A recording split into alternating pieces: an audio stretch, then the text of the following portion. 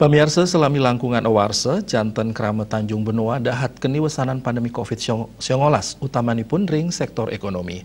Santukan akehan Krama Tanjung Benoa meswagina ring widang pariwisata, sani ngewasanain pikolehan desa adat Tanjung Benoa. Made Wijaya Bendesa Adat Tanjung Benoa Mausang, wenten 3 perusahaan water spot sane limbak ring Tanjung Benoa. Tambis siada 1% usaha water spot kaduenang oleh pengusaha lokal Tanjung Benoa. Selami pandemi ngelimbak Desa Adat Tanjung Benoa pikolehan ipun ngerered kantos miliaran rupiah.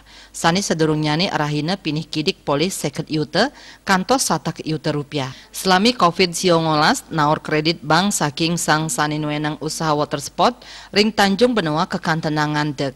Selami pandemi kerama wantah ngawigunayang tur ngelimbakang pesisi. Sane banget kerasayang inggih punika nagingin pabuat pangan minekadi beras santukan Tanjung Benoa nenten maduwe pertanian. Sekarang ini kita tidak ada beralih, kita hanya bisa bertahan, mempertahankan diri dengan laut yang ada. Kita bisa mencari ikan untuk efisiensi. Yang terberat kita di sini kan kebutuhan pangan berasnya ya, karena kita tidak ada sawah di sini. Ya harus beli, listrik harus bayar.